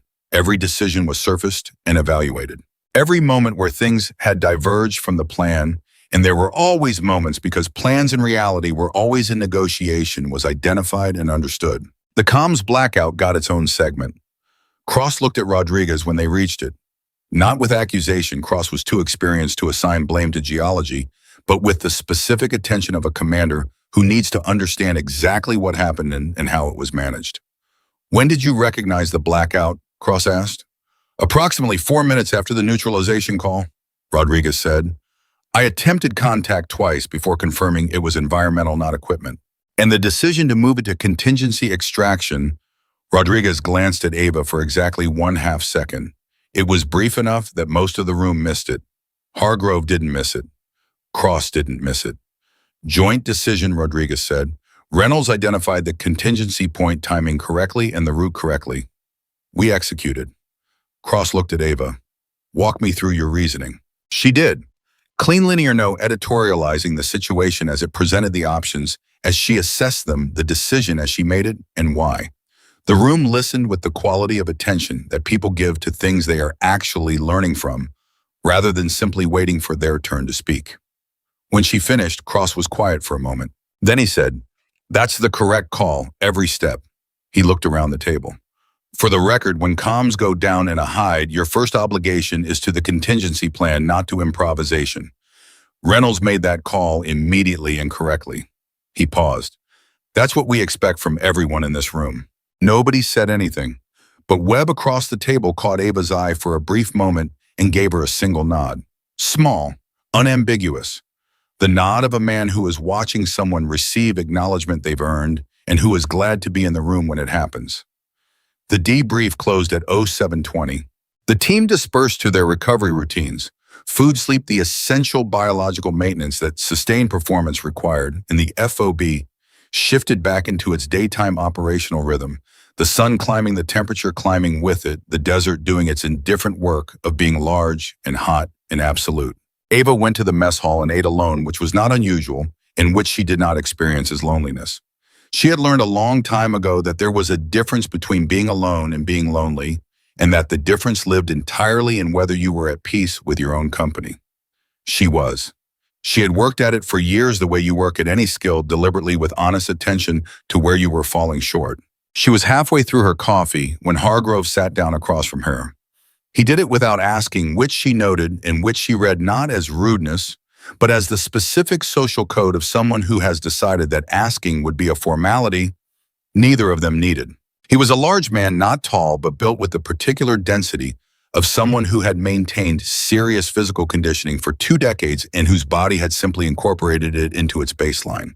He had a face that had been lived in hard, the kind of face that collected experience visibly. And he had eyes that were, she had noticed very still, the eyes of someone who watched more than they spoke, which in her experience was usually the more trustworthy configuration. He put his own coffee on the table and looked at her.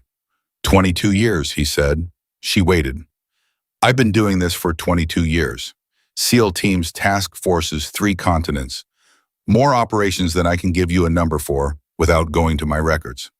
He drank. In 22 years, I have seen exactly 4 shooters who had what you have. She held his gaze. What do I have? He thought about it. Not performing thought, actually thinking the way people think when the answer matters and they want to get it right. Stillness, he said finally. Real stillness, not technique, not training. The thing underneath the training that the training is trying to reach. He paused. Most people, even good people, even excellent people, the stillness is something they build and maintain. It takes effort. You can see the effort if you know what you're looking at. He looked at her directly. Yours isn't built. It's just there. It's where you live. The mess hall moved around them. Someone dropped a tray somewhere behind her. A group of support personnel came through the line, loud and caffeinated, and oblivious to everything happening at the corner table. She said, my father used to say that stillness was just honesty applied to the body. That when you got quiet enough, your body told you what was true, and the shot told you whether you'd listen. Hargrove absorbed this. Your father was a shooter. My father was a rancher, but out there those things weren't different. He nodded slowly. Tell me about him. It wasn't a question she'd been asked in an operational context before. People in this world asked about your quals, your experience, your previous assignments. They didn't ask about your father. But Hargrove asked it with the straightforward sincerity of someone who understood that people were not separable from where they came from, and that understanding where a person came from was part of understanding why they were exceptional. She told him. Not everything. She was not someone who gave everything at once to anyone but enough. The ranch, the distances, the rifles she'd grown up with before they were bigger than she was. Her father's patience, which was not the patience of a calm man, but of a deliberate one, a man who understood that some things took as long as they took, and that trying to accelerate them was how you ruin them. And your brother, Hargrove said, quietly, carefully. She stopped, looked at him. Rodriguez told me, he said, not as gossip, as context. He thought I should know. She sat with that for a moment. She wasn't angry. She had learned to calibrate her anger specifically to direct it at things that deserved it rather than things that merely surprised her. Rodriguez telling Hargrove was not a betrayal. It was a member of a team communicating relevant information to another member of the team. That was how teams functioned, and that was how people who were responsible for each other managed the weight of that responsibility. Daniel, she said. Yes, Hargrove said. He was steady, she said. It was the word she always used, the one that was truest. He was the steadiest person I've ever known, and I've known some steady people. She looked at her coffee cup. The shot that killed him came from 900 meters. The analyst who wrote the after action said it was likely a Taliban-trained Pakistani sniper. High-value specialist. She paused. I thought about that for a long time. The person on the other end of that shot. Who they were. What they had spent their life becoming. Another pause. And I decided that the answer to that was not rage. Rage doesn't have precision. The answer was to become better. To be the best version of the thing that killed him, but pointed in the right direction. Hargrove was quiet for a long time. Then he said, does it help? She looked at him. Does what help? Being the best version. Does it actually help? With the loss. She considered this with the honesty it deserved because Hargrove was asking it with the honesty it deserved, and she owed him a real answer rather than a clean one. Some days, she said, on the days when the shot is right, when everything I've built is working exactly the way it should, and the round goes exactly where Daniel's didn't, those days it helps. It feels like something. She paused. Other days it's just work, and work is enough. Work is what keeps you moving. Hargrove nodded. He understood this. She could see that he understood it in a way that came from personal experience and not from theory, which was the only way to truly understand it. Cross needs to hear that, he said. She looked at him sharply. Not your grief, he said quickly. Your framework. The way you think about precision and purpose and what the work is for. He set his coffee down. Cross lost someone last year. Operator named Briggs. 29 years old, 3 tours exceptional by any measure. I no warning, nothing anyone could have done differently. And Cross, he stopped. Cross has not been the same since. Not in any way that's visible to anyone who doesn't know him the way I know him. But I know him. And there's something in him since Briggs that's tighter, more brittle, the way metal gets when you've stressed it too many times. He looked at her. He needs to hear from someone who has built something productive out of loss, rather than just carrying it. She stared at him. You want me to talk to Cross about Briggs. I want you to talk to Cross about Daniel, and let Cross draw his own conclusions. I'm an Army Staff Sergeant Hargrove. He's a 2-star general. That's not a conversation that happens. It happened yesterday on the range, Hargrove said simply. It happened in the debrief this morning. The rank was there. The conversation happened anyway. He looked at her steadily. Cross respects you. That pin you wear against your chest, he knows what it means. You know what it means. Everything else is just organization chart. She sat back, looked at the ceiling for a moment, then back at him. You're not subtle, she said. 22 years, he said. Subtle stopped working for me around year 7. She almost smiled. It wasn't quite a smile, but it was close enough that Hargrove saw it and recognized it for what it was, the outer edge of someone allowing themselves briefly and carefully to be amused by the world. I'll think about it, she said. That's all I'm asking, he said. He stood, picked up his coffee and paused. Reynolds, for what it's worth, what you did last night and what you did on that range and the way you handled every moment of the last 48 hours. He stopped, chose the words. You didn't just prove you belonged here. You raised the standard for what belonging here means. He said it simply, without ceremony, the way he said everything. And then he walked away. She sat alone in the mess hall and drank her coffee and thought about Briggs, whom she had never met, and about Daniel, whom she had loved completely, and about the strange, specific way that loss moved through people differently. Some it froze, some it broke, some it drove, some it quietly consumed, and about what Hargrove was really asking, which was not for her to counsel a general, but for her to be honest with one, which was a different thing and a harder one in its way. Cross found her at 1400. She was at the range, not shooting, cleaning. The M82 was broken down across the bench, and she was working through the barrel with the focused attention of someone who understood that the relationship between a shooter and their weapons was maintained not in the dramatic moments of use, but in the unglamorous repetitive work of care. Cleaning was the practice of respect. Her father had taught her that at 9 years old, and it had never stopped being true. Cross pulled a stool to the adjacent bench and sat down without announcing himself, which she heard and acknowledged with a brief look, and then returned to the barrel. He said nothing for almost 2 full minutes. She let the silence be what it was. Then he said, Hargrove told me what you said about Daniel. She stopped cleaning. Just for a moment. Then she resumed. He mentioned he might, she said. I'm sorry about your brother. 3 words before that, and then those 4, and the 4 were different from everything that had come before. They were personal in a way that Cross did not default to. And she heard the effort in them, which was not insincerity, but its opposite. The effort was the sincerity. Men like Cross did not reach for personal expression easily, and when they did, the reach cost them something. Thank you, sir, she said. A pause. Briggs, he said. She kept working. I know, sir. Hargrove has a large mouth. Hargrove has good judgment, she said. He decided I should know. I think he was right. Cross was quiet. She could feel him beside her, not his physical presence specifically, but the weight of what he was carrying, which Hargrove had named, in which she could now perceive the way you perceive something once it's been pointed out to you. The tightness, the brittleness of a thing that had been stressed in a specific place too many times. He was 29, Cross said. Daniel was 26, she said. Silence. The IED report said it was instantaneous, Cross said. They always say that, the reports, instantaneous, like that's supposed to be. He stopped.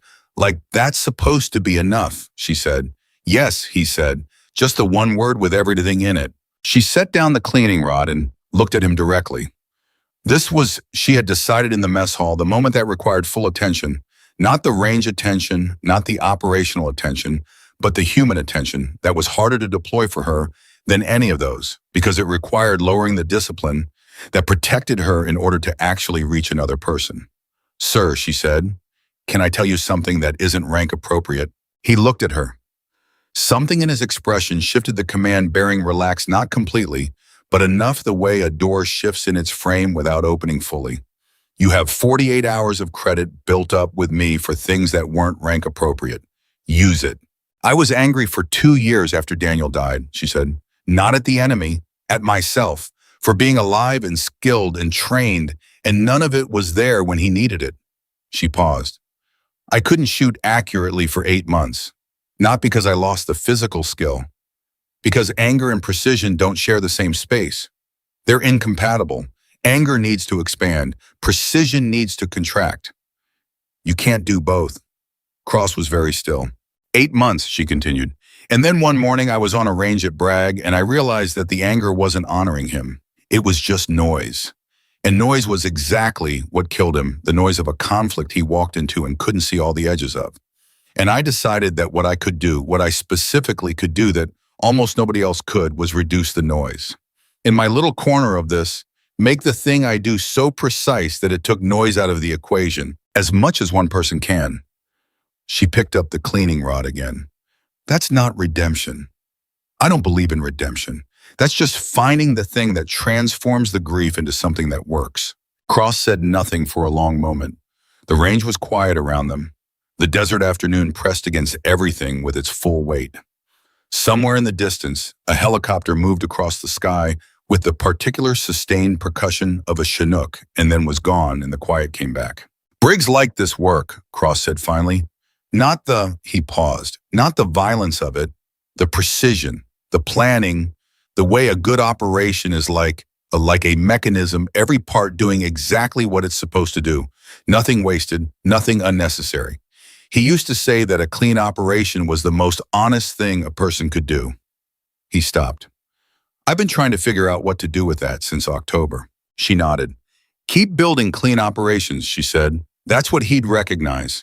That's what he'd want to be part of even now. Cross looked at her, and for the first time in the 48 hours she had known him, General Nathaniel Cross looked not like a commander, and not like a legend, and not like the most decorated SEAL in his generation. He looked like a man who was carrying something heavy, and had just found unexpectedly that someone understood the weight of it. He stood up, straightened. The command bearing came back not as a wall this time, but as what it actually was, which was the posture of a man who had decided long ago that bearing was how you serve the people, depending on you, and who still believed that. Reynolds, he said. Sir, when this deployment ends your assignment with this element, what happens to you? She had been told she'd return to SOCIOM, back to the cross-qualification evaluation program, back to the work of improving training pipelines and assessment standards, which was important and work necessary, work the kind of work that saved lives at several removes from any individual operation. She told him this. He nodded, slowly. Then I'm going to make a call to Whitfield. She looked up at him. Not to complain, he said, to request, formally. He paused. This element has a gap. I identified it in the briefing before you walked through that door. I identified it accurately. What I failed to identify accurately was where the solution to that gap would come from and what it would look like when it arrived. He held her gaze. I don't make that mistake twice. She understood what he was saying. The understanding of it moved through her with a specific weight, not the weight of ambition, satisfied, not the weight of vindication, but something quieter than both. The weight of being seen correctly, fully, not as a curiosity or an anomaly or a political assignment or a woman who didn't belong, but as exactly what she was, a soldier who had spent her life building a specific and rare capability in service of a specific and real purpose, and who had brought that capability to exactly the right place. Sir, she said, I'd be honored. He nodded once, turned to leave, stopped. Reynolds, sir, the shot last night, 720 meters, moving target, night conditions. He paused. I've been in this community for 31 years. I have seen, another pause. That was one of the finest single shots I have ever seen documented, and I have seen documentation of shots that belong in history. He said it without inflation, without the theatrical weight of someone delivering a compliment. He said it the way he said operational facts because to him, it was one. You should know that. She held his gaze. I know, sir, she said, not with arrogance, with the same simple honesty she brought to everything. The honesty of someone who had done the work and knew what the work produced and didn't require false modesty to dress the knowledge in. He almost smiled. It was as close as she had seen him come. Good, he said. Arrogance would have been disappointing, but false modesty would have been worse. He walked away. She sat alone at the range bench with the M82 components spread in front of her, and she looked at them for a long moment. Then she resumed cleaning, and the work moved through her hands the way it always did, familiar, exact, honest, and she thought about her father standing in the field behind the barn, watching her shoot and not correcting her anymore. Just watching. And she thought about Daniel, steady Daniel, who had walked into a conflict at 900 meters removed from someone who had learned what she had learned and who had not come back. And she thought about what remained when everything else was said and done, not the operations, not the credentials, not the acknowledgments from commanders who had doubted her, but the shot itself. The clean, honest, irreducible fact of the round going exactly where she sent it. That was what remained. That was always what remained. Rodriguez found her there an hour later, the rifle fully reassembled. The cleaning kit packed, the bench cleared with the same economy she brought to everything. Cross talked to you, he said. It wasn't a question. Yes, she said, and oh, how fun, and he's calling Whitfield. Rodriguez sat down on the adjacent bench and was quiet for a moment. Then he said, you know what Hargrove said to me this morning after the debrief? What?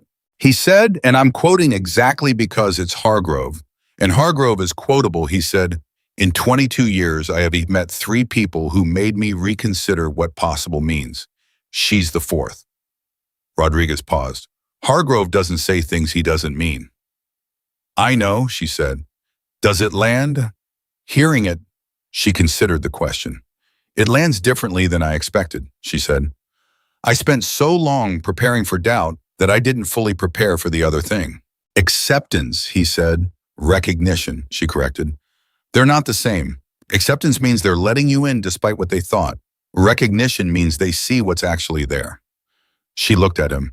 Cross sees what's actually there. So does Hargrove. So do you. Rodriguez was quiet for a moment. Then that first night, the briefing room, when Cross pointed you at the door, I watched you. I watched the way you stood when he did that. He paused. Most people flinch, or they get hard. The defenses go up and they stay up. You didn't do either. I've been pointed at doors before, she said. I know. But it's not the experience of being pointed at doors that makes the difference. It's what you decide about the people who point.